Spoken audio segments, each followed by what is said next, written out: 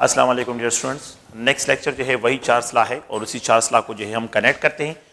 उसमें जो बातें मैंने डिस्कशन की थी तो उसमें जो है ये ग्राफ रहता है, ये ग्राफ को थोड़ा सा मैं एक्सप्लेन करता हूँ। उसमें मैंने डिफिनीशन पॉइंट ऑफ व्यू से आप लोगों के बुक से जो डिफिनीशन है वो डिफिनीशन भी आप लोगों के साथ जो है डिफाइन किया था कि सेंटीग्रेड स्केल में आप लोगों ने क्या करना है, डिफिनीशन जो करनी है। तो वो अगर आपको याद हो तो मैंने कहा था कि आपने 1/273 फैक्टर को याद रखना है कि इसमें the volume of a given mass of a gas is increase in case of centigrade for each degree rise of temperature the volume of a given mass of a gas increase by 1/273 factor of its original volume by 1/273 of its original volume। तो ये मैंने discussion किया। अगर आपको याद हो तो मैंने कहा था हाइपोथेटिकली हम लेते हैं कि 0 डिग्री सेंटीग्रेड टेम्परेचर हो तो उस पर volume of a given mass of a gas 273 ml है। अगर मैं इस टेम्परेचर को इंक्रीज करता हूँ 100 डिग्री सेंटीग्रेड पे लेके जाता हूँ तो यहाँ पे वॉल्यूम 373 ml पे हो जाता है। मैंने ये सारे कैलकुलेशन प्रीवियस जो है कैलकुलेशन में किया है। अगर मैं टेम्परेचर को 200 डिग्री सेंटीग्रेड लेके जाता हूं तो ये 473 ml पे चला जाता है वॉल्यूम। अगर मैं 273 डिग्री सेंटीग्रेड पे करें तो 546 है। तो यहाँ पे अगर आपको याद हो तो मैंने ये डिस्कशन किया कि VT जो है 273, इससे क्या कर लेते हैं, इससे कॉमन ले लेते हैं और यहाँ पे 1 इंटू टी डिवाइड बाई 273 जो है ये फैक्टर जो है, इस फैक्टर को अगर आप लोग देखें तो मैंने जो डिफिनीशन पॉइंट ऑफ व्यू ये क्या था कि according to this concept Charles law में जो हम ये डिफिनीशन यहाँ पे डिस्क्राइब करते हैं कि for a given mass of a gas at constant pressure the volume of a given mass of a gas increase for each degree rise for each degree rise अगर आप लोग देखें तो by 1/273 factor for each degree rise, यहाँ पे a single degree rise of temperature 1 ml increase in volume, 100 degree rise 100 ml increase, 200 degree rise 200 ml increase, 273 तो volume double हो जाता है। तो 273 plus 273 is equal to 546, volume जो है ये डबल हो जाता है।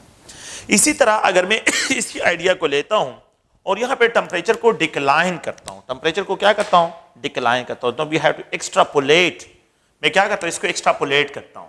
तो अगर आप लोगों को याद हो तो ग्राफ में मैंने आप लोगों को जो है वहां पे कैलकुलेशन की है कि for each degree fall of temperature, अगर मैं टेम्परेचर को फॉल करता हूं तो देयर इज अ डिक्रीज जो है इन वॉल्यूम होता है। तो 1/273 फैक्टर ऑफ द जो है 1/273 फैक्टर जो हमने उसको लेना है। तो यहाँ पे for each degree fall of temperature the volume of a given mass decreases by 1 degree जो है डिक्रीज होता है, 1 ml डिक्रीज ऑब्जर्व होता है for each degree fall of temperature of its original volume.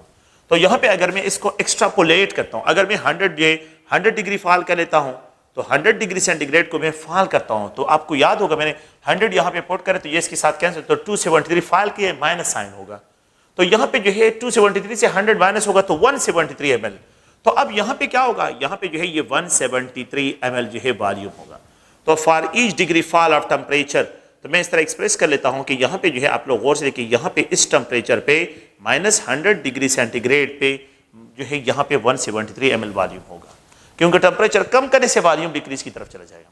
इसी तरह अगर मैं टेम्परेचर को -200 डिग्री सेंटीग्रेड पे लेके चला जाऊं, अगर मैं टेम्परेचर को -200 डिग्री सेंटीग्रेड पे लेके चला जाऊं तो वॉल्यूम और डिक्रीज हो जाएगा। तो यहां पे 73 ml रह जाएगा, 73 ml। तो -200 डिग्री सेंटीग्रेड पे 73 ml होगा। अगर मैं टेम्परेचर को और फॉल कर लेता हूं और इसको जो है -273 पे लेके आऊं तो -273 डिग्री सेंटीग्रेड पे द वॉल्यूम बिकम 0। तो आप लोग देखिए इस पॉइंट को कि यहाँ पे ये VT है इज इक्वल टू 273 ml। मेरे टेम्परेचर को -200 डिग्री फॉल कर लिया तो -273 डिवाइड बाय 273 मल्टीप्लाइड 273 है जिसको मैंने यहाँ पे डिस्क्राइब किया था आप लोगों को। तो 273 -273 ml that will be equal to 0। तो जिस टेम्परेचर पे जो है the volume of an ideal gas जो है क्या हो जाता है, वो 0 हो जाता है, उस टेम्परेचर को मैंने आपको बताया था, उसको जो है हम क्या कहते हैं, एब्सोल्यूट जीरो कहते हैं, absolute zero. It is a hypothetical, it is a theoretical value, ये थ्योरेटिकल है। सो एब्सोल्यूट जीरो जो है before reaching this temperature hydrogen gas जो नेचर में सबसे स्मॉलेस्ट मैटर है वो भी लिक्विफाई हो जाता है, सॉलिडिफाई होता है। बिफोर रीचिंग दिस टेम्परेचर जो है अगर आप जो है हीलियम को देखें, हीलियम भी जो है सॉलिडिफाई हो जाता है। तो यहाँ पे एब्सोल्यूट जीरो जो है, एब्सोल्यूट जिस टेम्परेचर पे kinetic energy of the particle becomes equal to 0, जिस टेम्परेचर पे द गैसेस का वॉल्यूम जो है वो 0 हो जाए, जिस टेम्परेचर पे जो है द एंथैल्पी ऑफ द जो है गैसेस क्या हो जाती है, जिसकी एनर्जी होती है, जिसको हम एनर्जी उसकी कहते हैं, वो 0 हो जाए, उस टेम्परेचर को हम एब्सोल्यूट जीरो कहते हैं। That temperature is known as absolute zero. अब इसका आइडिया कहां से कि is equal to centigrade plus 273। अगर मैं सेंटीग्रेड को -273 लूं तो K will be equal to -273 plus 273 will be equal to 0। ये क्या है? OK के बराबर है। OK 0 केल्विन के बराबर। तो -273 पे 0 केल्विन के बराबर है, तो वॉल्यूम भी यहां पे 0 है।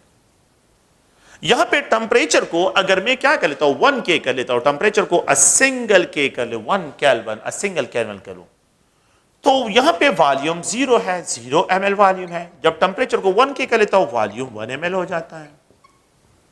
यहां पे वॉल्यूम 1 ml। जब टेंपरेचर को 10K कर लेता हूं तो वॉल्यूम 10 ml हो जाते हैं, क्योंकि वॉल्यूम और टेंपरेचर में, लेकिन एब्सोल्यूट टेंपरेचर में डायरेक्ट रिलेशन है। यहां पे जो है टेंपरेचर को 10K कर लिया तो 10 ml वॉल्यूम। अगर मैं टेंपरेचर को 100K कर लूं, 100 केल्विन कर लेता हूं, तो वॉल्यूम जो है यहां पे 100 ml हो जाएगा, 100 ml हो जाएगा, 100 ml जो है यहां पे होगा। अगर मैं टेंपरेचर को जो है, अगर आप लोग देखें, अगर मैं टेंपरेचर को 200K कर लूं तो द वॉल्यूम जो है यहां पे क्या होगा? ये 200 ml हो जाएगा, 200 ml होगा। अगर मैं टेंपरेचर को जो है यहां पे क्या कर लेता हूं 273 केल्विन कर लेता हूं, तो the volume will be equal to 273 ml के बराबर हो जाएगा। अब देखें 0 केल्विन पे वॉल्यूम 0 है, -273 -200 डिग्री सेंटीग्रेड, -200 डिग्री सेंटीग्रेड पे अगर आप लोग देखें -200 डिग्री सेंटीग्रेड, तो ये केल्विन है। तो अगर आप देखें तो यहां पे -200 degree plus 273 will be equal to 73 K के बराबर है। तो इसका मतलब है -200 जो है ये 73 K के बराबर है, 73 K के बराबर है, तो वॉल्यूम क्या है? 73 ml है। आप देखें -200 डिग्री सेंटीग्रेड पे द वॉल्यूम जो है, मैं यहां पे इसको 73 ml को यहां पे थोड़ा सा एक्सप्रेशन करता हूं, ये 73 ml है, ये 73, इसका ग्राफ ये होगा -200 डिग्री 73 K पे वॉल्यूम 73 ml है। अगर -100 डिग्री सेंटीग्रेड कर लूं तो K की वैल्यू जो है -100 plus 273 will be equal to 173, या 173 के बराबर होगा। तो माइनस जो है 100 degree centigrade is equal to 173 kelvin के बराबर है। 173 केल्विन पे द वॉल्यूम जो है अगर आप देखें तो 173 ml है। 173 K पे वॉल्यूम 173 K पे वॉल्यूम 173 ml है। 0 केल्विन जो है अगर आप देखें तो ये 273 K के बराबर होता है। 0 K पे तो 0 सेंटीग्रेड पे 273 केल्विन, तो the volume is also equal to 273 ml के बराबर है। अगर मैं क्या करता हूं इसके साथ 108 करे तो यहां पे ये 373 K होगा। 373 K पे वॉल्यूम कितना है? 373 ml है। अगर मैं यहां पे जो है 473 K लेता हूं, देखिए मेरी बात, 200 डिग्री सेंटीग्रेड 273 473 केल्विन के बराबर है। इस पे अगर आप लोग देखें तो यहां पे जो है वॉल्यूम जो है 473 ml के बराबर होते हैं, वॉल्यूम 200 ml इंक्रीज आ जाता है। अगर आप लोग यहां पे देखें तो यहां पे आ जाएं तो यहां पे 273 K पे तो it is 273 degree centigrade. The K value will be equal to 273 plus 273 is equal to 546। Now it is equal to 546 K, तो 546 K पे वॉल्यूम 546 ml के बराबर है।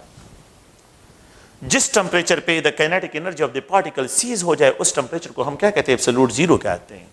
जिस टेंपरेचर पे the volume of a given mass of a gas cease हो जाए उस लेकिन ये आइडियल गैसेस के लिए आप वॉल्यूम को खत्म नहीं कर सकते।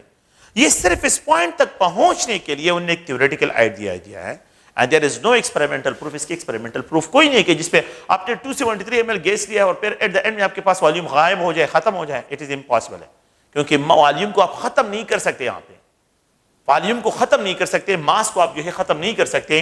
तो आपने प्लीज ज़हन में रखना है कि ये प्रीवियस लेक्चर का जो है कंसेप्ट है और उसी को आप लोगों ने यहां पे ज़हन में रखना है। नेक्स्ट पॉइंट अगर आप लोग देखें तो एक अनदर लॉ है that is known as Avogadro law. That is known as Avogadro law.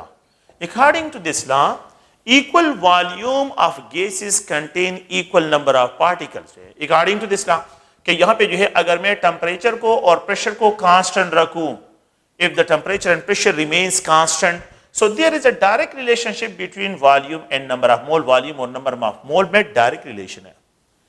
if the temperature and pressure remains constant, अगर मैं temperature और pressure को constant रखता हूं तो according to the Avogadro law volume और number of mole में direct relationship है। तो अगर आप लोग देखें तो volume is direct proportional to the number of moles, ये number of mole के directly proportion है।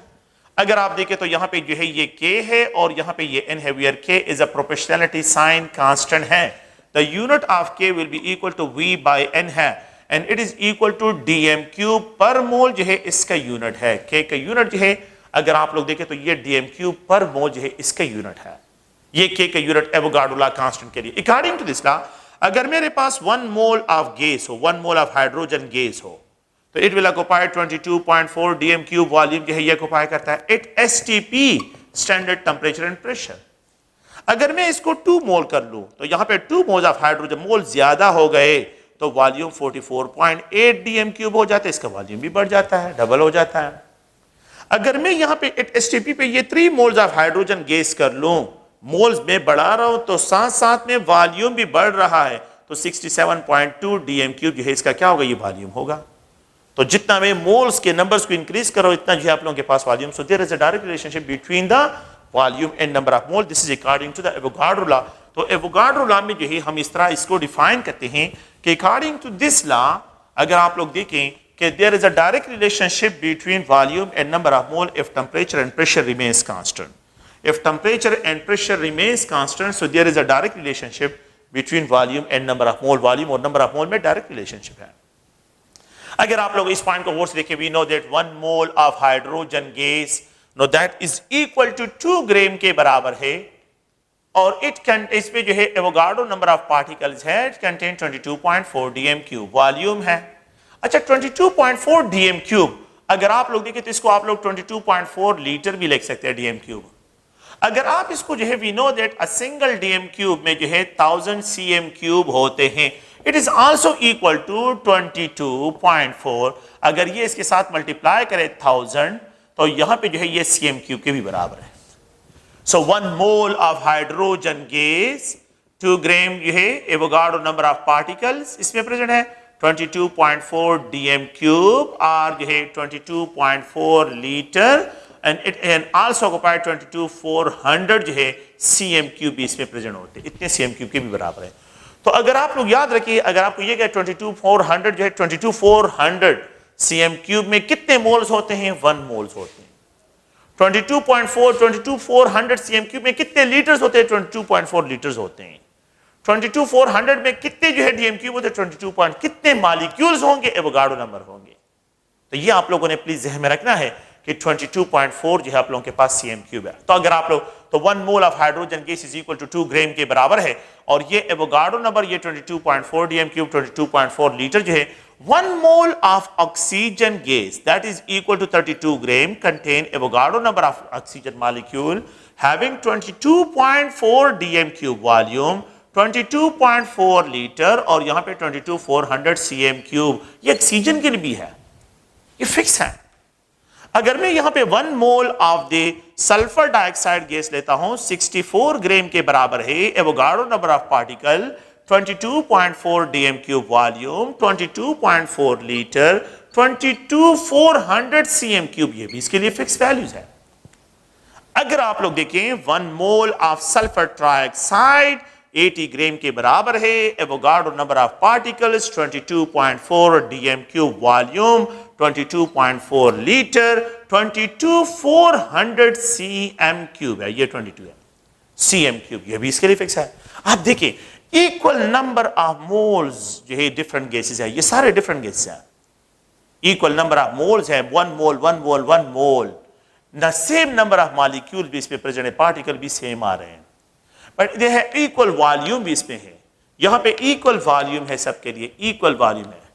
तो अगर आप लोग गौर से देखें equal number of mole of gases, different gases contain equal number of particles, equal volumes, equal moles, equal number of particle, equal volume but different number of masses. तो यहां पे जो है masses different है, masses तो different है 2 ग्राम 32 ग्राम 64 gram and 80 ग्राम है, लेकिन मोल सेम है, नंबर सेम है और यहां पे वॉल्यूम सेम है. Equal volume of gases contain equal volume of gases.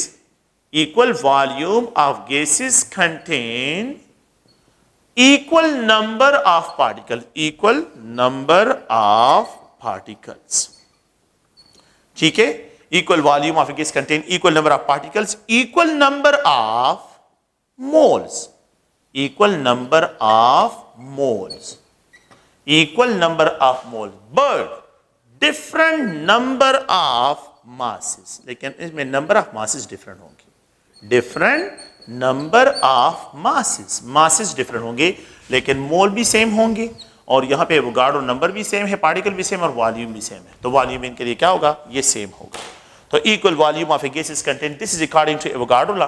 ये एवोगाड्रो लॉ की जो है सेकंड डिफिनीशन है कि अकॉर्डिंग टू दिस लॉ कि अगर आप लोग देखिए equal volume of a gas is contain equal number of particles. एक थर्ड पॉइंट है K is equal to V by N। According to this law, according to second definition, एक another definition, according to this law constant pressure and temperature, at constant pressure and temperature, the ratio of volume with the number will remains, number इसका NO का मतलब है number, will remains constant, ये भी constant होगा। At constant pressure and temperature, at constant temperature and pressure, the ratio of volume with number of moles remains constant। ये एक second definition है, एक अनदर डिफिनीशन भी है।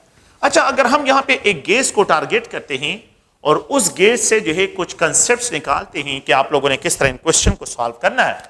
अगर आप लोग देखिए, मैं यहाँ पे लिख देता हूँ कि 1 मोल ऑफ हाइड्रोजन गैस में 2 ग्राम्स होते हैं एंड इट ऑक्युपाई 22.4 dm3।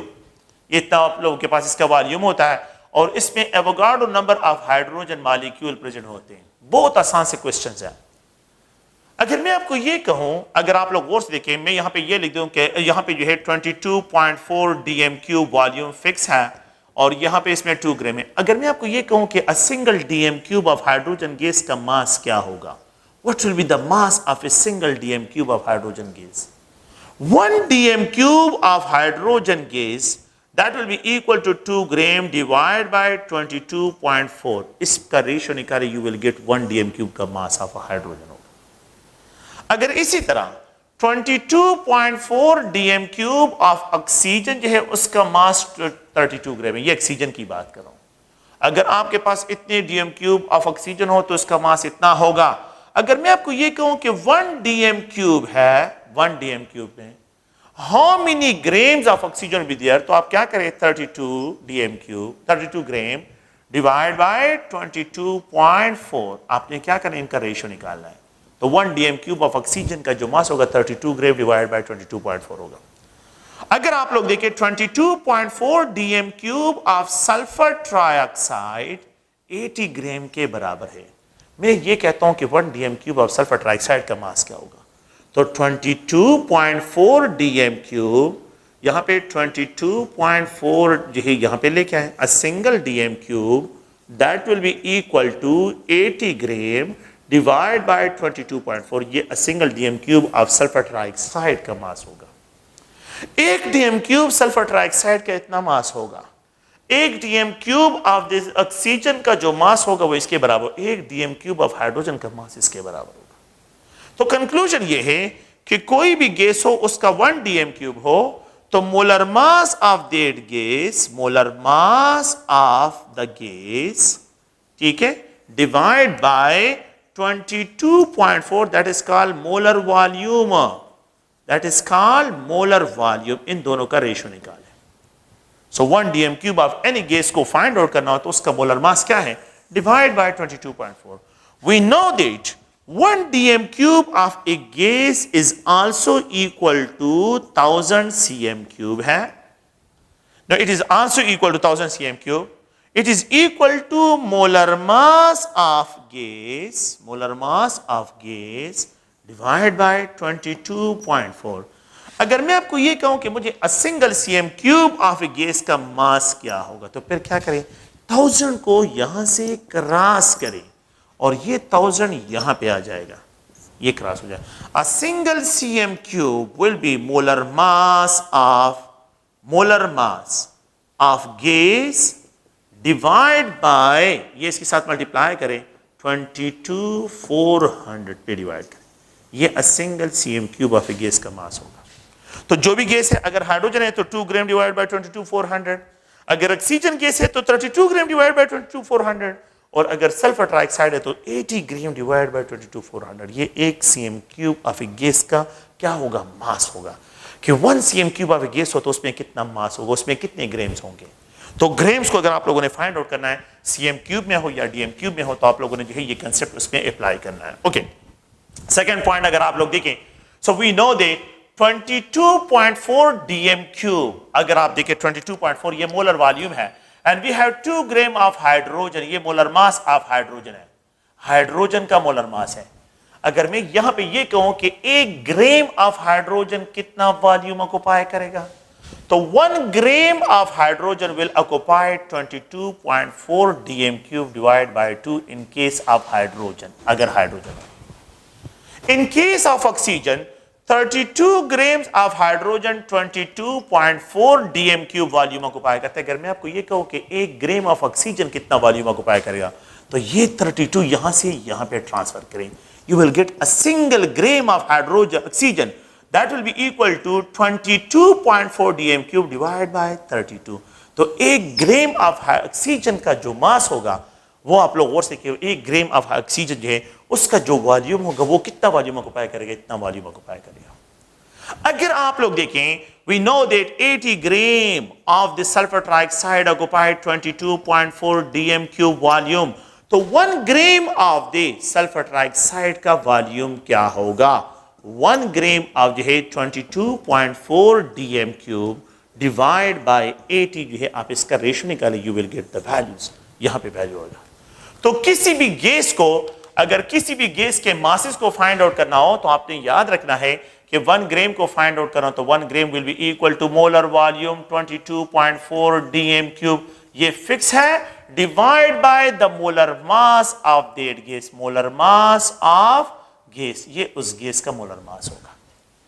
आप लोग प्लीज इस रिलेशन को जहन में रखें।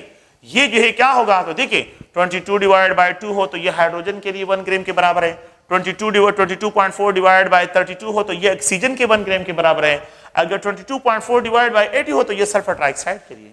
वी नो दैट 1 ग्राम में 1000 मिलीग्राम्स होते हैं। We also know that 1 ग्राम में 1000 मिलीग्राम्स होते हैं। तो अगर 1 मिलीग्राम में मैं यहां पे बात करता हूं तो हाउ मेनी लिखें, तो यहां पे अगर आप लोग देखें तो 1000 मिलीग्राम और यहां पे 22.4 DM cube divide by molar mass of gas, molar mass of gas off that gas हो। तो आप क्या करें, 1 मिलीग्राम का कितना जो है वॉल्यूम होगा, 1 मिलीग्राम ऑफ ए गैस कितना वॉल्यूम ऑक्युपाई करेगा, 22.4 डीएम क्यूब, ये फिक्स है। और इस 1000 को यहां पे ट्रांसफर करें तो मोलर मास ऑफ गैस होगा, molar mass of gas multiplied by 1000। अगर आप 1 मिलीग्राम ऑफ ए गैस को फाइंड आउट करना चाहते हैं तो फिर आपने ये कंसेप्ट अप्लाई करना है। तो 1 मिलीग्राम का वॉल्यूम कितना होगा, 22.4 DM cube divided by molar mass of a gas into 1000 होगा। अगर आप लोग देखें तो 1 milligram of a gas 22.4 DM cube, यहां पे जो है लेट्स सपोज अगर मैं हाइड्रोजन गैस पे अप्लाई करता हूं, हाइड्रोजन गैस पे अप्लाई करता हूं कि 1 मिलीग्राम ऑफ हाइड्रोजन में कितने जो है उस वॉल्यूम क्या वो कितना वॉल्यूम होगा, तो we can write is a 2 gram, इसका मोलर मास है, molar mass of hydrogen gas is 2 gram multiplied by 1000, इन दोनों का रेशियो निकाले, you will get 1 milligram of hydrogen का वॉल्यूम होगा। 1 मिलीग्राम ऑफ ऑक्सीजन को अगर आप लोग देखें, अ सिंगल मिलीग्राम, ये मैग्नीशियम नहीं है, आप इसमें कंफ्यूज ना हो, ये मिलीग्राम है, that is equal 22.4 DM cube divide by oxygen का 32 ग्राम मोलर मास है, मोलर मास मल्टीप्लाइड बाय 1000, ये बाकी वैल्यू सारे सेम है, सिर्फ मोलर मास डिफरेंट है। और अगर आप लोग देखें यहां पे 1 milligram of the sulphur trioxide अगर मैं देखूं तो 22.4 डीएम क्यूब डिवाइड बाय यहां पे 80 ग्राम इसका मोलर मास है सल्फर ट्राइऑक्साइड का इनटू 1000 जो है, अगर आप लोगों के पास क्या हो, ये सिंगल डीएम मिलीग्राम का क्या होगा, वॉल्यूम होगा। तो 1 मिलीग्राम का वॉल्यूम, 1 मिलीग्राम ऑफ ऑक्सीजन का volume, 1 milligram of the hydrogen का वॉल्यूम जो है, आप लोगों ने इस तरह इसको फाइंड आउट करना है।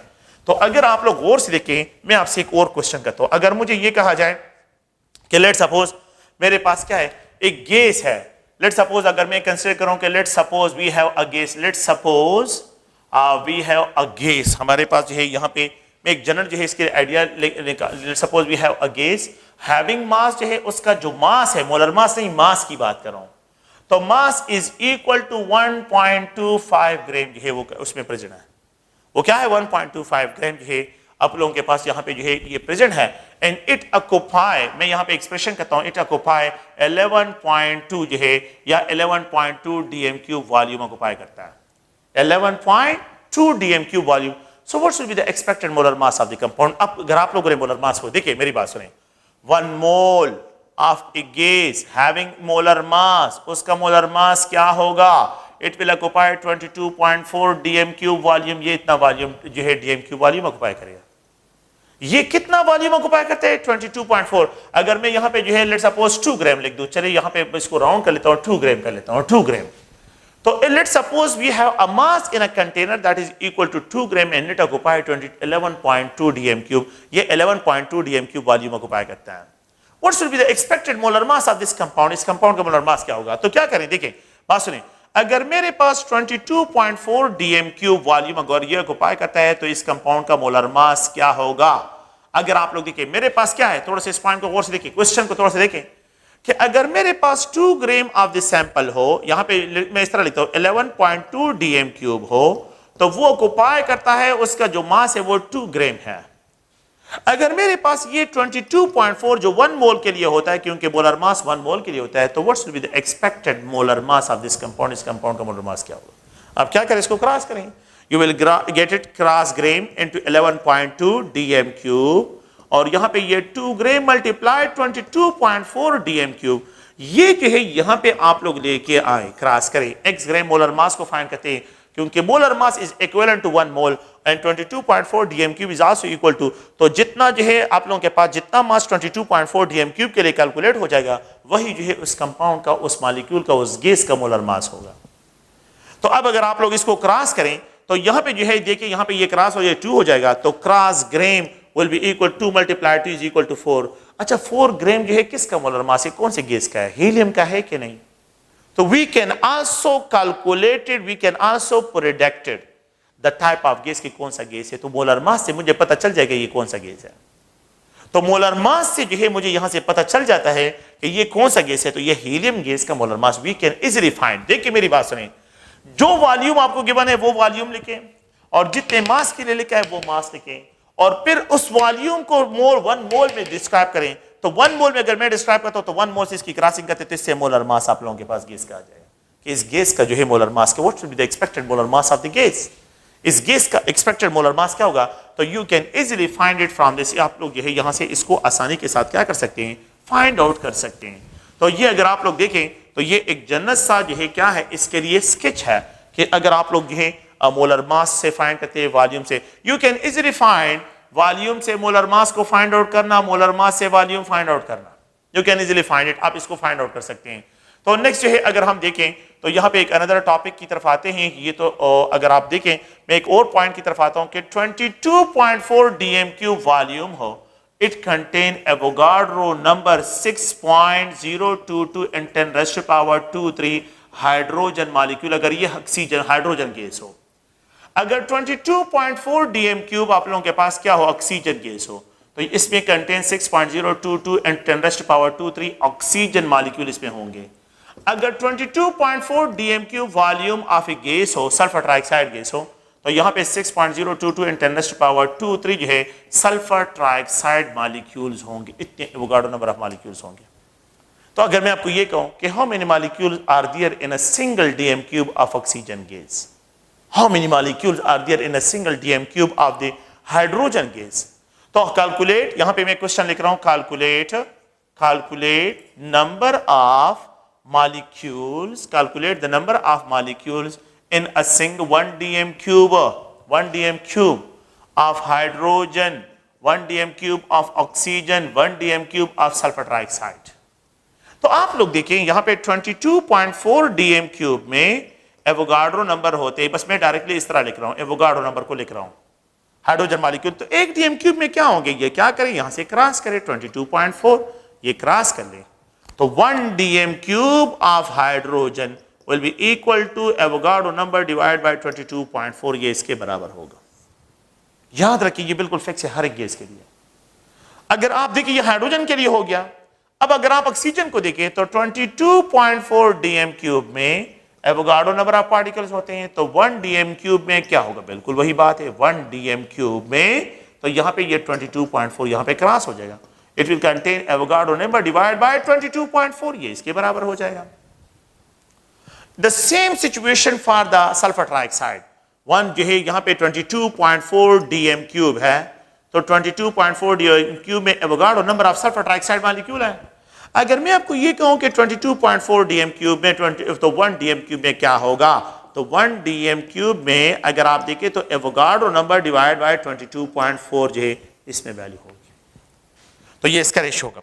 Equal volume of gases 1 dm cube 1 dm cube 1 dm contain same number of molecule, same number of molecule बिल्कुल सेम आ रहे हैं। Avogadro number divide by 22.4 equal volume of gas 1 dm cube के बराबर है। अगर आप देखिए 1 dm cube is also equal to 1000 cm cube, ये 1000 cm क्यूब के भी बराबर है। वी कैन आल्सो राइट जो है इस इक्वेशन को it contain Avogadro number of molecule, तो डिवाइड बाय 22.4, ये 22.4 मैंने ऑलरेडी 1 dm क्यूब में एवोगाड्रो नंबर डिवाइड बाय 22.4 है। अगर मैं यहां पे आपको ये कहूं कि सिंगल cm क्यूब में क्या होंगे, 1 cm क्यूब, इसको क्रॉस करें यहां से, ये 1000 जो है ये 1000 cm cube Avogadro number divide by 22.4, ये 1000 यहां से क्रॉस करे तो 1 cm cube of any gas contain Avogadro number divide bye 22,400, इसका रेशियो निकाले you will get the value of 1 cm cube होगा। 1 cm क्यूब के लिए ये फिक्स वैल्यू है, 1 dm क्यूब के लिए ये दूसरा जो है वैल्यू फिक्स है। तो ये मैंने तीनों यूनिट साइज की इंटर कन्वर्जन की है। आप लोगों ने प्लीज है मेरा कहें, आप लोगों ने जो है इनसे ये सारे वैल्यू जो है आसानी के साथ फाइंड आउट कर सकते हैं just by relation. There is no need of any complicated mathematics, कोई कॉम्प्लिकेटेड मैथमेटिक्स पे नहीं है। नेक्स्ट जो है अगर हाँ आप लोग देखें तो हम इन तीनों लॉस को कंबाइन करते हैं according to the Boyle's law कि volume is inversely proportional pressure if the number of mole and temperature remains constant. According to the Charles law कि volume is directly proportional to pressure if number of mole and volume is directly proportional to temperature if number of mole and pressure remains constant. According to the Avogadro law तो volume जो है volume is directly proportional to number of mole if number of जो है temperature if the temperature and pressure remains constant. अगर pressure और temperature remains constant हो तो volume और नंबर ऑफ मोल में डायरेक्ट रिलेशनशिप है। There is a direct relationship between volume and number of mole. There is a direct relationship between volume and temperature. There is a direct inverse relation between the volume and pressure. इनके दरमियान inverse relation है। अगर मैं इन तीनों loss को combine करता हूं तो V कॉमन है और यहां पे जो है it is direct proportional to N, it is direct proportional to temperature, it is inversely proportional to P. P के साथ इसका इनवर्स है, टेम्परेचर के साथ इसका डायरेक्ट है, नंबर ऑफ मोल के साथ इसका डायरेक्ट रिलेशन है। We can also write V is equal to R, यहां पे जो है क्या लिखते हैं N और यहां पे ये R और ये जो है अगर आप लोग देखें तो ये T है divide bye P where R is a proportionality sign constant, R is a universal gas constant where R is a universal gas constant है। ये प्रोपोर्शनलिटी साइन कांस्टेंट है और इसकी जो वैल्यू है उसको अभी हमने डिस्कशन इस पे करनी है। तो अगर आप लोग देखिए can we write this equation के PV is equal to nRT, this equation is also called state equation. हमने इसको थर्मोकेमिस्ट्री में डिस्कस किया है कि this equation is also known as state equation, इसको स्टेट इक्वेशन भी कहते हैं। वेयर P रिप्रेजेंट करता है प्रेशर को, V रिप्रेजेंट करता है वॉल्यूम को, N रिप्रेजेंट करता है नंबर ऑफ मोल को और ये T जो है रिप्रेजेंट करता है किस चीज को, ये टेम्परेचर को एक्सप्रेशन करता है। आप इस इक्वेशन में देखें अगर मैं प्रेशर को यहां पे लेता हूं और यहां पे नंबर ऑफ मोल और RT ये वॉल्यूम को एक साइड पे कर, अगर इन दोनों को कांस्टेंट रखते हो टेम्परेचर और वॉल्यूम कांस्टेंट है तो प्रेशर और नंबर ऑफ मोल में डायरेक्ट रिलेशन है। प्लीज इसको ध्यान में रखें, there is a direct relationship between pressure and number of mole. इन दोनों में डायरेक्ट रिलेशन है लेकिन उसके लिए कंडीशन क्या है कि टेम्परेचर और वॉल्यूम को आप लोग क्या करें कांस्टेंट रखें। तो अगर मैं टेम्परेचर को कांस्टेंट रखता हूं और एक कंटेनर है और उसका वॉल्यूम फिक्स है और उसमें मैं जितने number of mole of the gases increase करूंगा तो डेफिनेटली वहां पे प्रेशर ज्यादा होगा। लेकिन इसके लिए कंडीशन क्या है, टेम्परेचर जो है और वॉल्यूम को कांस्टेंट रखें। दूसरा पॉइंट गौर से सुने, so the number of mole increase at constant temperature and volume, there is a direct relationship between the number of mole and pressure, इन दोनों के दरमियान डायरेक्ट रिलेशनशिप है। सेकंड पॉइंट देखिए, अगर आप देखें तो ये P है और यहाँ पे ये nRT है डिवाइड बाय V। अगर मैं प्रेशर को आप लोगों से क्या रिलेट करता हूं, अगर मैं नंबर ऑफ मोल R और J और V को इनको कांस्टेंट रखूं, इनको नंबर ऑफ मोल भी कांस्टेंट हो, वॉल्यूम भी कांस्टेंट हो, नंबर ऑफ मोल भी कांस्टेंट हो, वॉल्यूम भी कांस्टेंट हो, तो टेम्परेचर और प्रेशर में कौन सा रिलेशन है, डायरेक्ट रिलेशन है। So there is a direct relationship between the temperature and pressure if number of mole and volume remains constant. So it constant number of mole and volume पे temperature increase करने से pressure inside the container increase होता जाएगा, लेकिन उसके लिए condition क्या है कि नंबर ऑफ मोल को और वॉल्यूम को आप लोगों ने कांस्टेंट रखना है। तो ये कंडीशन आप लोगों ने ज़हन में रखते हैं, ये दो कंडीशन इससे और निकालते हैं। अच्छा, वी नो दैट, अगर आप लोग और से देखें तो यहां पे एक दूसरा पॉइंट जिसकी तरफ हमने आना है वो ये है कि n is equal to number of moles है। ये क्या है, n is equal to mole. We know that mole is equal to mass of a substance divide by molar mass of a gas. So pressure is equal to यहां पे W wait को, यहां पे molar mass, यहां पे volume और ये RT है। We know that pressure is equal to weight by volume is also called density, और यहां पे M और ये RT है, the ratio of weight with the mass by volume. तो mass per unit volume is also called density, इसको density भी कहते हैं। तो यहां पे pressure is equal to DRT by M, ये जो है इसके साथ क्या है, डायरेक्ट रिलेशन। तो प्रेशर का डेंसिटी के साथ डायरेक्ट रिलेशन है, प्रेशर का डेंसिटी के साथ डायरेक्ट रिलेशन है। जिन गैसेस की डेंसिटी ज्यादा होगी, जिन गैसेस की डेंसिटी ज्यादा होगी वो ज्यादा प्रेशर एक्सर्ट करेंगे। तो यहां पे अगर आप लोग देखें तो यहां पे इन दोनों के दरमियान डायरेक्ट रिलेशनशिप है। अगर हम इस तरह जो है इस पॉइंट को निकालते हैं तो यहां पे अगर आप लोग गौर से, और इसको अगर आपको याद हो तो मैंने ऑस्मोटिक प्रेशर में भी डिस्कस किया था, ऑस्मोटिक प्रेशर में भी। अगर मेरे लिए इंपॉर्टेंट यहां पे क्या है, यहां पे मेरे लिए इंपॉर्टेंट ये डेंसिटी है, तो मैं इस डेंसिटी इक्वेशन को यहां से निकालता हूं तो वी कैन फाइंड आउट कि अगर मैं इस मोलर मास को, तो we can write it as PM is equal to DRT। अगर आप देखें इस D को जो है यहां से निकालते हैं तो D is equal to PM divide by RT। इस इक्वेशन, ये हमारे लिए फाइनल इक्वेशन है, और ये आप लोग 2018 के ईटा के पेपर में देखिए इस इक्वेशन की डिमांड है कि density of the gas can be express bye कौन से मैथमेटिकल रिलेशन से एक्सप्रेस करते हैं, ये मैथमेटिकल रिलेशन उन्होंने डिमांड किया है। अगर आप इस डेंसिटी को देखें तो density is directly proportional to pressure. जितना गैसेस पे प्रेशर ज्यादा होगा वो मोर क्राउडी होते जाएंगे, उनकी डेंसिटी इंक्रीज होगी। सेकंड पॉइंट ये है कि density is direct proportional to molar mass. जिन गैसेस के मोलर मासेस ज्यादा होंगे उनकी डेंसिटी ज्यादा होगी, और यहां पे जो है density is inversely proportional temperature, temperature के साथ इसका इनवर्स रिलेशनशिप है। मतलब क्या है कि gases are more denser at high pressure, gases की डेंसिटी इंक्रीज होती है, गैसेस की डेंसिटी इंक्रीज होती है जब प्रेशर इंक्रीज होता है और टेम्परेचर डिक्रीज होता है। लो टेम्परेचर पे और हाई प्रेशर पे गैसेस मोर डेंसर होते हैं, गैसेस मोर डेंसर होते हैं। So the density of sulphur या chlorine will be greater, will be lesser या ग्रेटर, लेसर भी लिख सकते हैं, ग्रेटर भी लिख सकते हैं। 8 यहां पे लिखता हूं ABCD। So the density of the chlorine will be greater, will be maximum at condition 1 atmospheric pressure, 2 atmospheric pressure, 3 atmospheric pressure, 4 atmospheric pressure। तो प्रेशर की वैल्यू को देखिए कहां पे प्रेशर की वैल्यू ज्यादा है। जितना प्रेशर ज्यादा होगा गैसेस मॉलिक्यूल और क्राउडी होंगे उनकी डेंसिटी ज्यादा होती जाएगी। सेकंड पॉइंट ये है कि ABCD आप लोग हो सके टेम्परेचर प्रेशर की वैल्यू की बजाय 273 डिग्री सेंटीग्रेड, 273 जो है यहां पे केल्विन टेम्परेचर, यहां पे मैं लिखता हूं कि 100 डिग्री सेंटीग्रेड और यहां पे 150 डिग्री सेंटीग्रेड। तो 273 केल्विन टेम्परेचर सबसे लीस्ट है, तो इस पे density of the chlorine will be greater, ये ग्रेटर होगा। अगर इन दोनों को वो मिक्स करते हैं, अगर इन दोनों को क्या करते हैं, मिक्स करते हैं, तो A है, B है, C है और D है।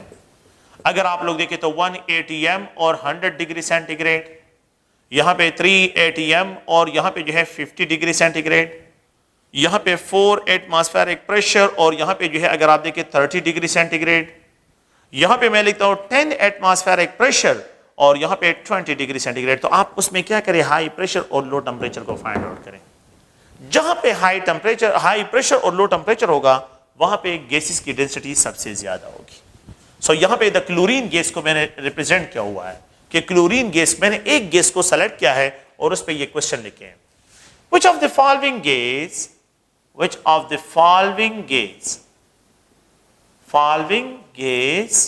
have more density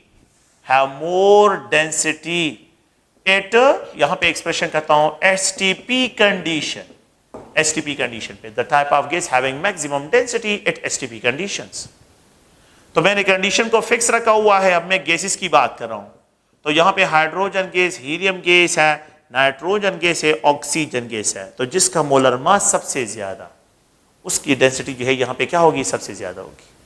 We know that density is directly proportional to the molar mass। मैंने यहां पे लिखा है कंडीशन, मैंने टेम्परेचर को और प्रेशर को कांस्टेंट रखा है। अगर आप देखिए तो यहां पे ये A है, B है, C है और ये D है। मैं यहां पे एक्सप्रेशन करता हूं सल्फर डाइऑक्साइड को, सल्फर ट्राइऑक्साइड को, क्लोरीन गैस को और यहां पे जो है कार्बन डाइऑक्साइड गैस को। तो you have to click the sulphur trioxide क्योंकि इसका मोलर मास सबसे ज्यादा है। तो दैट्स व्हाई सल्फर ट्राइऑक्साइड का जो आप लोगों के पास क्या होगा, इसकी डेंसिटी जो है यहां पे मैक्सिमम होगी। ए है, बी है, सी है, डी है। The type of gas having maximum जो है यहां पे मीथेन है, ईथेन है, प्रोपेन है। ये गैसेस होते हैं रूम टेम्परेचर पे, एसटीपी कंडीशन पे जो है, और सबसे ज्यादा जो डेंसर होगा तो वो ब्यूटेन होगा। बल्कि चले आइसोब्यूटेन में यहां पे लिखता हूं क्योंकि एसटीपी कंडीशन पे ब्यूटेन जो है वो ऑलरेडी लिक्विड स्टेट में, तो यहां पे ये मोर डेंसर होगा आइसोब्यूटेन। जिसका मोलर मास सबसे ज्यादा होगा उसकी डेंसिटी सबसे ज्यादा होगी। So that which of the following gas have more density at STP. तो अगर मिक्सचर ऑफ गैसेस गिवन हो तो फिर मोलर मास को उस पे देखे कि जिसका मोलर मास ज्यादा होगा उसकी डेंसिटी जो है, कंडीशन अगर आपको फिक्स हो तो फिर उसमें जो है डेंसिटी को आप लोगों ने ध्यान में रखना है। ठीक है, तो ये एक अनदर पॉइंट है, आप लोगों ने प्लीज इस इक्वेशन से देखने हैं। अच्छा, एक दूसरा पॉइंट जो है यहाँ पे numerical value PV is equal to NRT है। So the R value is equal to PV by NT है। द प्रेशर जो है इसकी वैल्यू 1 atm है। वॉल्यूम जो है ये 22.4 dm क्यूब वॉल्यूम लेते हैं क्योंकि 1 मोल ऑफ ए गैस है। और टेम्परेचर जो है ये 273 केल्विन, ये फिक्स है 273 केल्विन। जब आप इनका रेशियो निकालें, यहाँ पे जो है इसको अगर आप लोग देखिए इसका रेशियो निकालें, so it will be equal to 0.0821। यहाँ पे atm, यहाँ पे ये dm क्यूब, ये पर मोल, ये पर केल्विन, इसके ये वैल्यू है। ये R की वैल्यू atm dm क्यूब है। अगर आप क्या करें, इस atm की जगह जो है क्या लिखे, जो है हम mm ऑफ मर्करी, तो 1 atm is also equal to 760 mm of mercury के बराबर है। तो 0.0821 मल्टीप्लाइड यहां पे 760 mm ऑफ मर्करी atm को में, तो यहां पे dm क्यूब पर मोल पर केल्विन इसकी वैल्यू होगी। You have to multiply, it is equal to 62.4 जो है mm ऑफ मर्करी और यहां पे ये dm क्यूब पर मोल पर केल्विन इसकी वैल्यू है। This mm of mercury is also called tar. We can also express by tar. इसको tar से भी एक्सप्रेस करते हैं, तो we can also 62.4 tar। यहां पे dm क्यूब पर मोल पर केल्विन जो है इसकी वैल्यू है। अगर आप लोग देखें यहां पे ये dm cube, we know that 1 dm cube is equal to 1000 cm cube के भी बराबर है, 1000 cm cube। Now putting this value 62.4 tar, बल्कि यहाँ पे जो है 1000 मल्टीप्लाई कर लेता हूं और tar और यहाँ पे ये cm cube पर मोल पर केल्विन, क्योंकि we know that 1 dm cube में इतने cm cube होते हैं। Now the value can also be written 400 tar cm cube पर मोल पर केल्विन जो है इसकी वैल्यू होगी। तो आप लोगों ने प्लीज इस पॉइंट को ध्यान में रखना है कि ये 62400 टार cm क्यूब पर मोल पर केल्विन जो है ये इसकी वैल्यूज है। ओके, तो ये आप लोगों के पास डिफ्स के लिए जो यूनिट्स हैं, तो आप लोगों ने यूनिट, तो मैंने यहाँ पे आप लोगों को एक पॉइंट, यहाँ पे क्वेश्चन है, ये क्वेश्चन 2 टाइम रिपीट हुआ है कि the numerical value of R, the numerical value of R depend on, ये याद रखें, ऑन यूनिट जो है, याद रखें A है, B है, C है और D है। डिपेंड ऑन द यूनिट जो है, unit of volume, unit of pressure, यहां पे जो है टेम्परेचर, या बोथ ए एंड बी, इन दोनों पे डिपेंड करते हैं। मैं वॉल्यूम के यूनिट को चेंज करता हूँ, value of numerical value change होती है। मैं प्रेशर की वैल्यू को चेंज करता हूँ तो भी आप यूनिट को चेंज करता हूँ तो भी आप लोगों के पास टेम्परेचर पे कोई टेम्परेचर सब में 273 1 मोल जो है इसके लिए कांस्टेंट है। तो एसटीपी कंडीशन ये है। तो the numerical value of R depends on the two factors, एक यूनिट ऑफ द वॉल्यूम है और दूसरा यूनिट ऑफ द प्रेशर है, इन दोनों पे जो है ये डिपेंड करता है।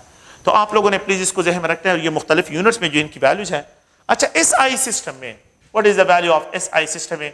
तो मेरे ख्याल में जो है SI सिस्टम में अगर मैं डायरेक्टली चला जाता हूं तो यहाँ पे इसकी जो वैल्यू है 8.314 जो है, यहाँ पे आप लोगों के पास क्या है 8.314, यहाँ पे इसको एक्सप्रेशन कहते हैं जोल, और यहाँ पे ये पर मोल पर केल्विन इसकी वैल्यू है।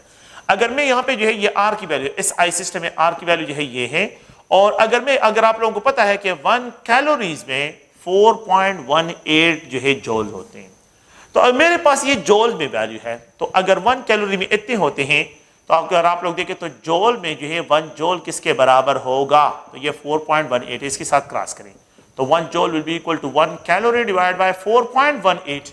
Now putting this value, तो 8.314 और जोल की जगह 1 कैलोरी डिवाइड बाय 4.18, यहाँ पे पर मोल पर केल्विन। तो R की वैल्यू 1.97 कैलोरीज पर मोल पर केल्विन जो है इसकी वैल्यू है। तो कैलोरीज में R की वैल्यू इसके बराबर है, जोल में इसके बराबर है, और जिसमें जो है हमने जो ऑलरेडी जो इससे पहले डिस्कशन किया है वो मैंने ऑलरेडी आप लोगों को भी वैल्यू लिख दी है। तो जोल में इसकी वैल्यू इसके बराबर है और कैलोरीज में जो है R की वैल्यू 1.97 के बराबर है। अच्छा, नेक्स्ट क्वेश्चन की तरफ आते हैं और नेक्स्ट जो है कुछ क्वेश्चन है उनको जो है यहाँ पे डिस्कशन करते हैं। We know that let's suppose if we have initial pressure P1 है, if we have a gas having initial pressure V1, volume V1 हो और टेम्परेचर T1 हो। If the pressure is increased, if the pressure is increased, P2 pressure हो जाए, and it is increased 2 times of initial pressure, while the temperature is increased, T2 final temperature हो जाए, it is increased by 2 times of initial temperature के 2 times, what should be the expected volume? expected volume में कितना change आएगा? तो इसमें जितना मैंने यहाँ पे इंक्रीज किया इतना भी यहाँ पे भी इंक्रीज किया, दोनों में इक्वल अमाउंट में। तो पहला पॉइंट क्या है? पहला केस यहाँ पे आप लोगों ने बस इसको आसान लैंग्वेज में किस तरह सॉल्व करना है। सो यहाँ पे equal increase in pressure value हो, equal increase in pressure in temperature value हो। If there is equal increase in pressure and temperature value हो, देन व्हाट विल हैपन? तो आप लोगों ने इस क्वेश्चन को देखे, there will be no change. तो सुनो दिस पॉइंट।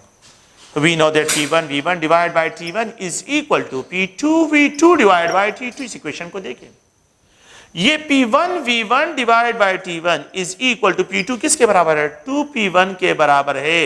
V2 को मैंने फाइंड आउट करा, T2 किसके बराबर है? 2T1 के बराबर है।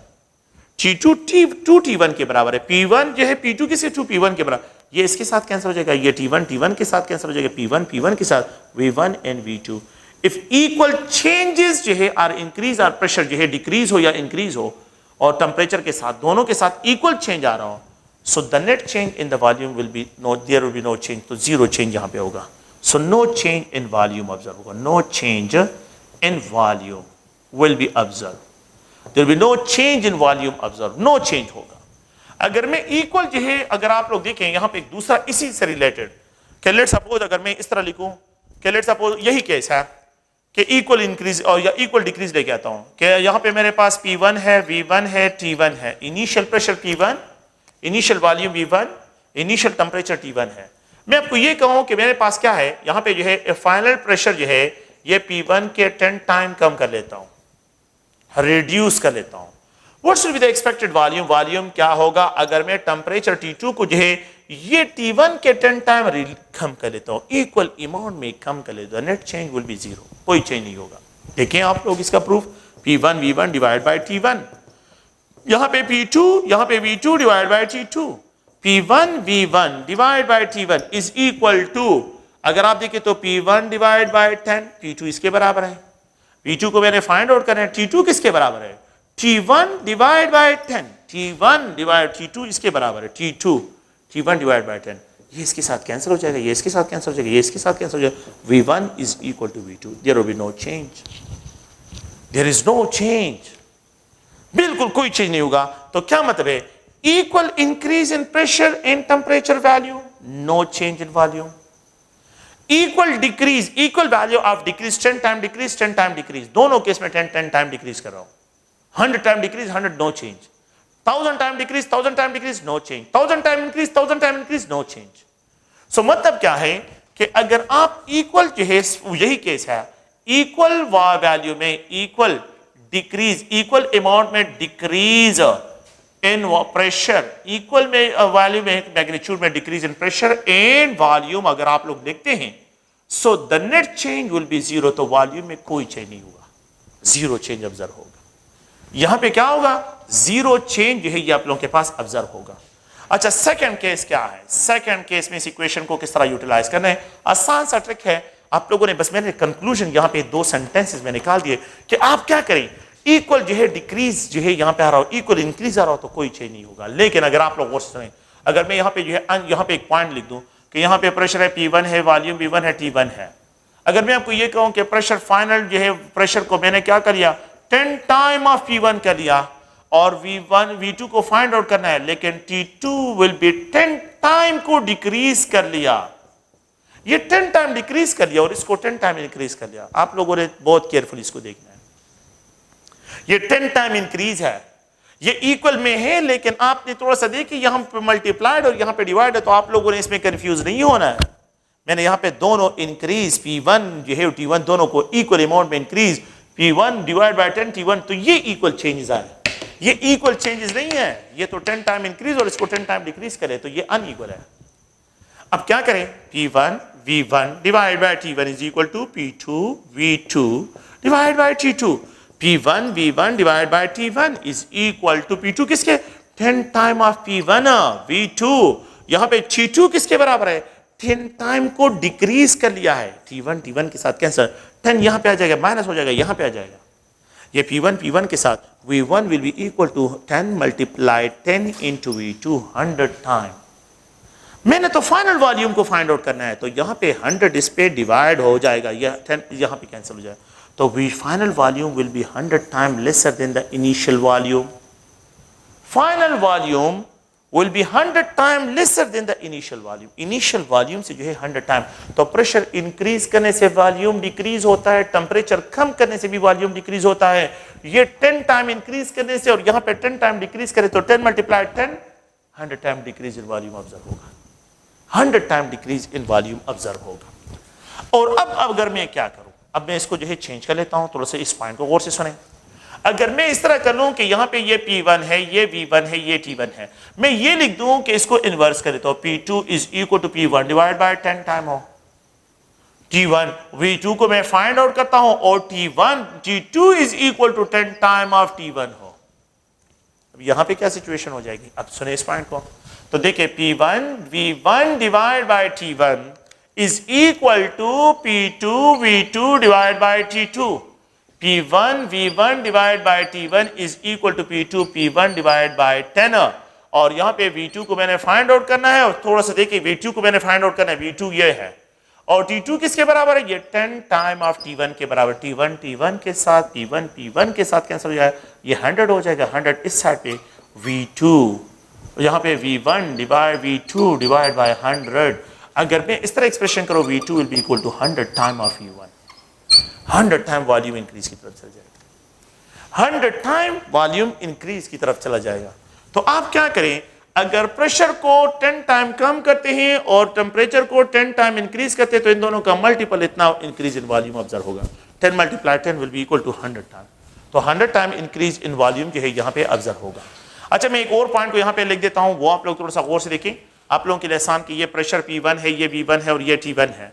अगर मैं यहाँ पे P2 को कर लेता हूँ और P2 जो है मैं यहाँ पे लिख देता हूँ कि P1 डिवाइड बाय 20 टाइम, इसको जो है मैंने क्या कर लिया, यहाँ पे कम कर लिया है, और यहाँ पे V2 इज इक्वल टू, जहाँ पे इसको फाइंड आउट करना है, and T2 is equal to जो है यहाँ पे इसको 10 टाइम ऑफ T1 कर लेता हूँ। What should be the expected change in volume, volume में कितना चेंज आएगा। तो आसान से पॉइंट क्या है, इन दोनों को मल्टीप्लाई करें, 10 मल्टीप्लाई 20 ये 200 होगा, 200 time increase in volume observe होगा। प्रेशर को कम करने से वॉल्यूम इंक्रीज, टेम्परेचर इंक्रीज कर, तो 10 मल्टीप्लाई, तो आप इसका प्रूफ देखें तो P1 V1 divide by T1 is equal to P2 V2 divide by T2। P1 V1 divide by T1 is equal to, यहाँ पे क्या है, ये P1 डिवाइड बाय 20 और यहाँ पे V2 को मैंने फाइंड करना है और यहाँ पे ये 10 टाइम ऑफ T1 है, ये T1 T1 के साथ, ये P1 P1 के साथ, एंड V1 जो है is equal to V2 divide by 200। तो मैं क्या लिख सकता हूँ कि V2 will be equal to 200 time of V1 होगा। V2 will be equal 200 time of V1, ये इसके बराबर होगा। तो आप लोगों ने इसको आसान से जो है प्रेडिक्शन करनी है और ये इजी पॉइंट्स हैं, इनमें कोई जो है कंफ्यूजन नहीं होनी चाहिए आप लोगों को। तो ये इस इक्वेशन के लिए जो हमने डिस्कशन की है, इस इक्वेशन के जनरल एप्लीकेशंस हैं and how you have to solve the MCQ type question, उनको जो है किस तरह जो है आसानी के साथ आप लोग सॉल्व कर सकते हैं। तो ये आसान से क्वेश्चंस हैं। नेक्स्ट जो है अगर हम आ जाते हैं एक और पॉइंट की तरफ, that is Dalton law of partial pressure. एक अनदर लॉ है Dalton law of partial pressure, Dalton law of partial pressure, इसको जो है डिस्क्राइब करते हैं कि Dalton law of partial pressure क्या है। अकॉर्डिंग टू दिस लॉ, अगर हम यहाँ पे जो है गैसेस को इनक्लोज करते हैं कंटेनर में, और यहाँ पे मैंने non reacting gases hydrogen gas को, ऑक्सीजन गैस को, नाइट्रोजन गैस को, हीलियम गैस को इनक्लोज किया है, और यहाँ पे मैं एक बैरोमीटर लगा लेता हूँ। यहाँ पे क्या कर लेते हैं, बैरोमीटर लगा लेते हैं, बैरोमीटर। अब बैरोमीटर जो है यहाँ पे फिक्स कर लेता हूँ। Barometer is a pressure measuring device है। तो यहाँ पे ये नीडल जो है जहाँ पे भी कनेक्ट होगा, लेट्स सपोज 4 ATM पे कनेक्ट है, तो ये मुझे टोटल प्रेशर शो करेगा, इंडिविजुअल प्रेशर को नहीं। तो अकॉर्डिंग टू दिस लॉ कि if non reacting gases are enclose, पहला पॉइंट क्या है, नॉन रिएक्टिंग गैसेस। पहला पॉइंट यहाँ पे जो हम बात करते हैं नॉन रिएक्टिंग गैसेस, ऐसे गैसेस जो एक दूसरे के साथ रिएक्ट ना करें। क्या मतलब है, अगर आप एक कंटेनर में जो है HCl गैस लें और साथ में जो है उसको अमोनिया गैस के साथ मिक्सअप करें और आप यहाँ पे कहें कि मैं डाल्टन लॉ पार्शियल प्रेशर, इस पे अप्लाई नहीं होता है। Dalton law of partial pressure is not applicable on reacting gases. Reacting gases पे जो है ये अप्लाई नहीं होता, तो यहाँ पे डाल्टन लॉ अप्लाई नहीं होगा। यहाँ पे जो है नॉन रिएक्टिंग गैसेस है, ये नॉन रिएक्टिंग गैसेस है। तो non reacting gases are enclosed in a container. अगर एक non reacting gases are enclosed in a container, in a container, container में अगर हम गैसेस को, नॉन रिएक्टिंग गैसेस को इनक्लोज करते हैं, then the total pressure exerted, then the total pressure exerted by mixture of gas, pressure exerted by a mixture of gases, mixture of gases is equal to the sum of the, is equal to the sum of the partial pressure of all compressor pressure of all component gases, of all component gases enclosed in a container, enclosed in a container, कि container में जितने भी gases enclose होंगे तो उनका जो pressure होगा, उन सारी गैसेस का जो क्या होगा, कंबाइंड प्रेशर होगा, वो टोटल प्रेशर डिस्क्राइब होगा। So according to this law, non-reacting gases are enclosed in a container, then the total pressure exerted by a mixture of gases is equal to the sum of the partial pressure of all component gases enclosed in a container. According to this law, the total pressure of the mixture is equal to the sum of the partial pressure of the hydrogen gas is equal to the sum of the partial pressure of oxygen gas is plus sum of the partial pressure of the nitrogen gas and plus sum of the partial pressure of the helium gas या नियान gas है, जो भी gas हो, तो जो भी gas है, इन सारे गैसेस के पार्शियल प्रेशर का जो समअप होगा वो इस टोटल प्रेशर के बराबर होगा। So according to this law, the total pressure exerted by a mixture of gases is equal to the sum of the partial pressure of all component gases enclosed in a container. It is known as Dalton law of partial pressure. इसको Dalton law of partial pressure से describe करते हैं। The partial pressure क्या है? The individual pressure. The individual pressure exerted by a single component gas in a mixture जो होगा तो उसको partial pressure से एक्सप्रेस करते हैं। So the pressure exerted by a component gas, the pressure exerted by a component gas means a single gas in total pressure, तो that is known as partial pressure, उसको partial, तो यहाँ पे ये partial pressure का exert करेगा, ये partial होगा, ये partial होगा, लेकिन इन सारे सबके partial pressure का जो sum up होगा वो total pressure of the mixture होगा। तो ये total pressure of the mixture जो है यहाँ पे प्लीज ध्यान में रखिए, ये आप लोगों के पास होगा। Okay, we know that pressure is equal to nRT के बराबर है by V, nRT by V। मैंने अभी कहा कि अगर टेम्परेचर और नंबर ऑफ मोल्स को मैं वॉल्यूम को मैं कांस्टेंट रखूं, अगर टेम्परेचर और वॉल्यूम को कांस्टेंट रखूं तो प्रेशर और नंबर ऑफ मोल में क्या रिलेशन है? डायरेक्ट रिलेशन है। तो जिस गैस के नंबर ऑफ मोल ज्यादा होंगे उसका पार्शियल प्रेशर भी ज्यादा होगा, जितना ज्यादा नंबर ऑफ मोल्स होंगे उसका प्रेशर भी ज्यादा होगा। लेकिन कंडीशन क्या है? नॉन रिएक्टिंग अनक्लोज इन कंटेनर। अगर मैं कंटेनर में इसको इनक्लोज कर तो इसका वॉल्यूम फिक्स होगा और सारे गैसेस के लिए टेम्परेचर भी कांस्टेंट होगा। तो उस कंडीशन में जो है प्रेशर और नंबर ऑफ मोल में, तो जिस गैस के नंबर ऑफ मोल ज्यादा होंगे उसका पार्शियल प्रेशर ज्यादा होगा। तो लेट्स सपोज अगर मैं यहाँ पे एक गैस है, मैंने ये कंटेनर लिया और इस कंटेनर में नाइट्रोजन गैस है, हाइड्रोजन गैस है, ऑक्सीजन गैस है और यहाँ पे जो है अगर आप लोग देखें हीलियम गैस है। इस कंटेनर में जो है मैंने इनक्लोज किए, इसके जो नंबर ऑफ मोल्स है हाइड्रोजन के ये 3 है, नाइट्रोजन के जो है ये 4 है, ऑक्सीजन के जो नंबर ऑफ मोल है ये 2 है और हीलियम के जो नंबर ऑफ मोल है ये 1 है। तो सबसे ज्यादा नंबर ऑफ मोल जो है इसमें नाइट्रोजन का है, तो सबसे ज्यादा पार्शियल प्रेशर इसमें ज्यादा होगा, सबसे ज्यादा पार्शियल प्रेशर नाइट्रोजन का होगा। और सबसे least number of mole of helium के हैं, तो सबसे लीस्ट पार्शियल प्रेशर जो है आप लोगों के पास। सो अगर आप इस इक्वेशन को देखें तो we know that PV is equal to nRT by V। अगर आप देखें तो यहां पे partial pressure of hydrogen we can write it is a number of mole of hydrogen into RT by V, ये कांस्टेंट है। Partial pressure of the helium is equal to number of mole of helium into RT by V, ये constant है। Partial pressure of the nitrogen तो is equal to number of mole of nitrogen into RT by V, ये constant है। Partial pressure of the oxygen that will be equal to number of mole of oxygen into RT by V, जो है ये constant है।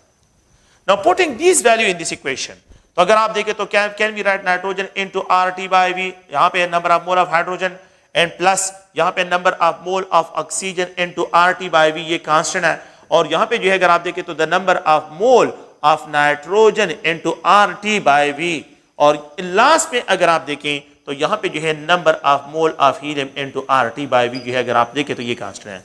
The total pressure किसके बराबर? Total number of mole into RT by V होगा। Total pressure total number of mole. अगर आप देखें तो टोटल नंबर ऑफ मोल किसके बराबर है? इस पॉइंट को गौर से देखें, इनटू RT बाय V। अगर आप देखें तो यहां पे जो है NH2, यहां पे जो है NO2, यहां पे NN2, यहां पे N हीलियम, इन सबको और RT बाय V जो है उससे क्या कहते हैं? कांस्टेंट लेते हैं। तो RT बाय V और यहां पे RT बाय V दूसरे के साथ करा। So the total number of mole of the mixture of gases will be equal to the sum of the number of mole of all component gases enclosed in container. The total number of mole of the mixture will be equal to the sum of the number of moles of the all component gases enclosed in container। तो इस container में जो है आप लोगों के पास ये point आपने याद रखना है। अच्छा, मैं एक और डिफिनीशन की तरफ आता हूं कि पार्शियल प्रेशर का एक अनदर डिफिनीशन है, वो डिफिनीशन की तरफ उसको भी जो है यहां पे डिस्क्राइब करता हूं। अगर आप लोग देखें द टोटल प्रेशर जो है आप लोगों के पास इसके बराबर है, टोटल प्रेशर इसके बराबर है और पार्शियल प्रेशर इसके बराबर है। मैं आपको ये कहूं कि what will be the ratio, जो है मैं यहाँ पे एक जो है partial pressure of hydrogen is equal to number of mole of hydrogen divide by RT divide by V। The total pressure will be equal to the number of total number of mole RT by V। ये अगर आप लोग देखें तो यहाँ पे इस equation को इस तरह डिस्क्राइब करते हैं। अगर आप लोग इस पॉइंट को देखें तो यहाँ पे क्या सिचुएशन बन जाती है? नो टेकिंग द रेशियो, यहाँ पे मैं रेशियो निकालता हूँ कि partial pressure of hydrogen divide by total pressure के साथ इसका रेशियो है। So the number of mole of hydrogen divide by total number of mole into RT by V divide by RT by V है, ये इसी के साथ cancel हो जाएंगे। So partial pressure of hydrogen with the total pressure is equal to, सुने इस point को, the ratio of the number of mole with the total number of mole, that is also called mole fraction of hydrogen. Mole fraction of hydrogen के बराबर है। मैं इसको generalise इस तरह लिख देता हूं कि partial pressure of a gas divide by total pressure of a mixture is always equivalent to the mole fraction of the component gas, उस कंपोनेंट गैस के मोल फ्रैक्शन के बराबर होगा। तो ये हम इस तरह भी डिफाइन कर सकते हैं कि वी कैन राइट, अगर मैं आपको गैस का पार्शियल प्रेशर गिवन हो और टोटल प्रेशर, दोनों का रेशियो निकाले, you will get the mole fraction, कि मोल फ्रैक्शन कितने हैं। टोटल प्रेशर ये है, पार्शियल प्रेशर ये है, इन दोनों का रेशियो निकाले, you will get the mole fraction, कि हाउ मेनी मोल फ्रैक्शन, के partial pressure of a component gas इतना है और टोटल प्रेशर जो है इतना है, तो what will be the mole fraction? इन दोनों का रेशियो निकाल, you will get the mole fraction of the component gas. इस कंपोनेंट गैस के मोल फ्रैक्शन क्या होंगे? You can easily find by this relation, आप इस रिलेशन से उसको इजीली फाइंड कर सकते हैं।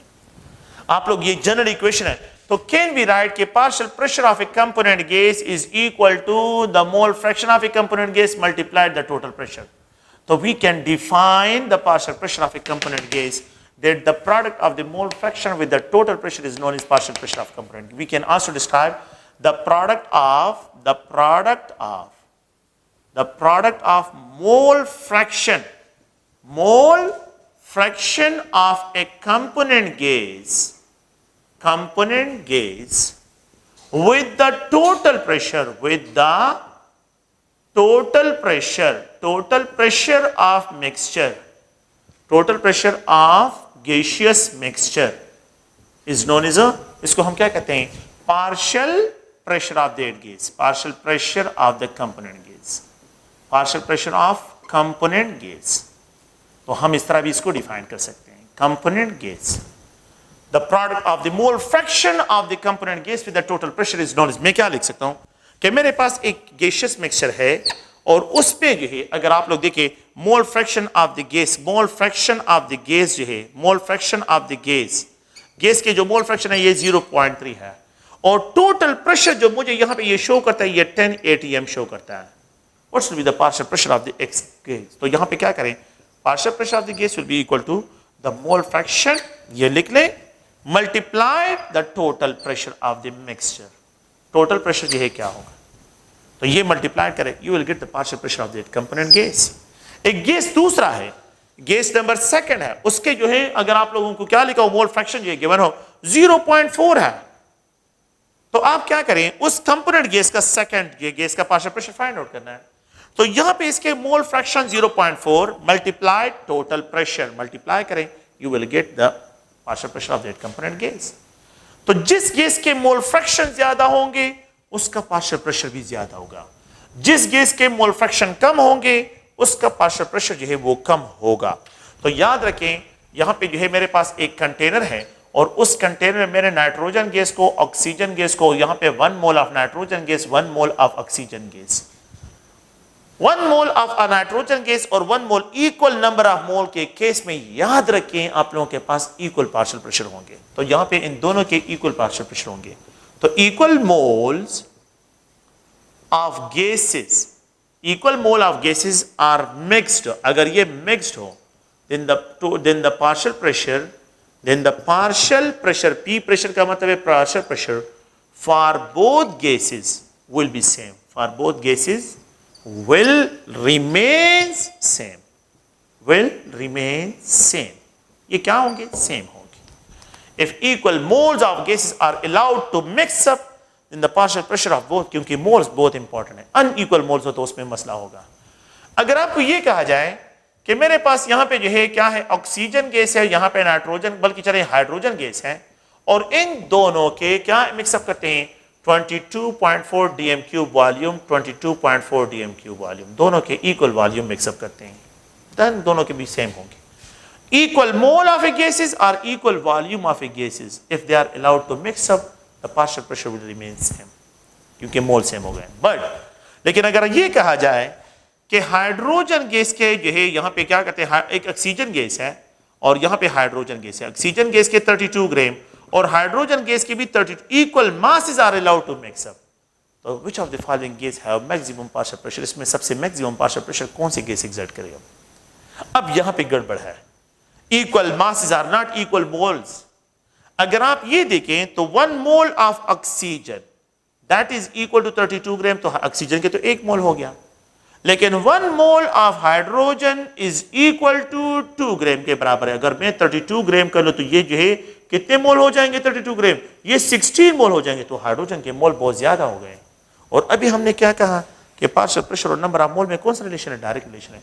तो जिसके मोल ज्यादा होंगे उसका पार्शियल प्रेशर ज्यादा होगा। तो इक्वल मासेस में उस गैस का पार्शियल प्रेशर ज्यादा होगा जिसका मोलर मास लीस्ट होगा। इक्वल मासेस में आप लोगों ने डायरेक्टली उसको क्लिक करना है। Equal masses are allowed to mix up in the partial pressure of the gas is considered to be maximum having least molar mass हो। और पार्शियल प्रेशर सबसे लीस्ट उस गैस का होगा जिसका मोलर मास सबसे ज्यादा होगा। तो हाइड्रोजन का देखिए मोल बहुत ज्यादा है और ऑक्सीजन के मोल यहां पे, तो जिसका मोलर मास, तो इक्वल मासेस में equal masses of gases are allowed to mix up, are allowed to mix up, mixed up, ठीक है। Then the partial pressure of a gas having least molar mass is described as maximum, तो उसको क्या किया जाए, molar mass is described maximum, उसको maximum describe किया जाए। इक्वल मासेस में जिसका मोलर मास सबसे लीस्ट होगा उसका पार्शियल प्रेशर सबसे ज्यादा होगा, और जिसका मोलर मास सबसे कम होगा उसका पार्शियल प्रेशर सबसे कम डिस्क्राइब होगा। तो ये अगर आप लोग देखें तो Dalton law of partial pressure में जो है इस तरह के पॉइंट्स को आप लोगों ने ज़हन में रखना है। अगर आप लोग इस इक्वेशन को देखें तो मैं यहां पे क्या लिख सकता हूं कि partial pressure of a component gas is equal to mole fraction of a component divided by total pressure. ये मोल फ्रैक्शन है। We know that mole fraction of a component gas is equal to number of mole of that component divided by total number of mole का mixture है। तो partial pressure of component gas divided by total pressure is also equal to number of moles divided by ये total number of moles हैं। अगर मैं इस total number of mole को यहाँ पे क्रॉस कर लूँ, अगर मैं यहाँ से इसको यहाँ पे ट्रांसफर कर लूँ, तो can we find the number of moles in the mixture? We can easily find the number of mole of a component gas in the mixture. तो ये टोटल नंबर ऑफ मोल हो गए। ये टोटल नंबर ऑफ मोल को find out करने के लिए, partial pressure के टोटल नंबर ऑफ मोल को फाइंड आउट करने के लिए ये फार्मूला आप लोगों ने फॉलो करना है। अगर आप लोग देखें यहां पे जो है we know that number of mole is equal to mass of a substance molar mass. यहां पे मोलर मास पे इसको डिवाइड करते हैं, तो यहां पे अगर ये N2 हो जाए तो ये W2 हो जाएगा, ये M2 हो जाएगा। We can also find कि how many gram of a gas यहाँ पे प्रेजेंट है। You can easily find, इसकी इक्वेशन को भी आप लोग फाइंड कर सकते हैं। तो कितने ग्राम प्रेजेंट है, तो आप लोग देखें W2 divide by M2 is equal to partial pressure of a component gas divided by total pressure into total number of mole. Molar mass of a component gas को यहाँ पे ट्रांसफर करें, you can easily find the weight के how many grams of the component gas are present in the container, कितने grams इसमें present है। इस equation से आप ये भी फाइंड आउट कर सकते हैं, इस इक्वेशन से आप ये भी फाइंड आउट कर सकते हैं। अगर आपको वेट गिवन हो, ये गिवन हो, ये गिवन हो, ये गिवन हो, तो you can easily find the molar mass of the unknown gas. Molar mass of the unknown gas will be equal to W2 into PT, ठीक है, divide by PG partial pressure of component gas multiplied total number of moles. इनका ratio निकालें, you will get the molar mass of unknown gas. ठीक है, तो ये आप लोगों ने प्लीज इसको ध्यान में रखना है। देखें we have to inhale the oxygen, हम ऑक्सीजन को इनहेल करते हैं इसलिए क्योंकि लंग्स में पार्शियल प्रेशर ऑफ ऑक्सीजन कम है, इसलिए हम ऑक्सीजन को इनहेल करते हैं। हम कार्बन डाइऑक्साइड को एक्सहेल करते हैं इसलिए क्योंकि कार्बन डाइऑक्साइड का पार्शियल प्रेशर लंग्स में ज्यादा है, बाहर कम है, इसलिए हम उसको एक्सहेल करते हैं। आप लोगों ने देखा होगा कि जब आप हाइट पे चले जाते हैं तो वहां पे पार्शियल प्रेशर कम होता है तो आप जल्दी जल्दी सांस लेते हैं। तो यही डाल्टन लॉ पार्शियल प्रेशर के एप्लीकेशन में है। अगर आप जो है जेट इंजन वालों को देखें तो उन्होंने मास्क लगाए होते हैं, और उस मास्क में जो उन्होंने लगाया होता है तो उस मास्क में अगर आप देखें तो वो इसलिए लगाते हैं क्योंकि उनके लंग्स पे जो है प्रेशर आ जाता है, क्योंकि वहां पे पार्शियल प्रेशर कम हो जाते हैं तो सांस लेने में उनको मसला होता है। Oxygen is only harmful in water, ये भी आप लोगों ने पढ़ा होगा। ये जो स्कूबा डाइवर्स होते हैं और ये वाटर में जो है नीचे चले जाते हैं, तो जब ये नीचे जाते हैं तो आप लोगों ने ऑब्जर्व किया उनके साथ सिलेंडर होता है, और उस सिलेंडर में क्या प्रेजेंट होता है, उस सिलेंडर में स्कूबा डाइवर जो है इसमें 4% ऑक्सीजन होता है और 96% उसमें हीलियम प्रेजेंट होता है। स्कूबा डाइविंग के लिए यूज करते हैं। ये आम नहीं होता है, क्योंकि अगर ये आम गैस वो लेके चले जाएं जिसमें 21% नाइट्रोजन होता है, 21% ऑक्सीजन होता है और 79% जो है या 78% जो है इसमें नाइट्रोजन प्रेजेंट होता है। अगर ये जो है सिलेंडर लेके नीचे चले जाएं 110 फीट पे, इनको नाइट्रोजन नेक्रोसिस हो जाते हैं, इनके जितने जॉइंट्स होते हैं वो लॉक हो जाते हैं, बस वो स्टैच्यू बन जाता है और उस बंदे की डेथ हो जाती है। अगर ये 21% ऑक्सीजन के साथ चला जाए, लेट्स सपोज यहां पे 21% ऑक्सीजन हो, ज्यादा ऑक्सीजन हो, oxygen is only harmful for the human in water, water में ये हार्मफुल है, तो उसके बॉडी में इतना ज्यादा ऑक्सीजन, ब्लड में इतना ज्यादा जो है एब्जॉर्ब हो जाता है, मतलब ये कि डिसॉल्व हो जाता है कि इसकी वजह से जो है उसको डेजीनेस आ जाता है और 150 फीट पे जो है उसकी डेथ हो जाती है अगर वो नीचे चला जाए। पानी के अंदर, तो वो उसकी डेथ हो जाती है। इसलिए क्या करते हैं, 4% ऑक्सीजन जिंदा रहने के लिए होता है और बाकी 96% इसमें हीलियम होता है। तो ये जो है स्कूबा डाइवर जो होते हैं, जब चले जाते हैं वो नीचे बाहर आ जाते हैं। इन लोगों को ये तो जिंदा तो बच जाते हैं, लेकिन इनके साथ क्या हो जाता है, डोनाल्ड डक इफेक्ट इनको होता है। डोनाल्ड डक इफेक्ट, इनको डोनाल्ड डक इफेक्ट होते हैं।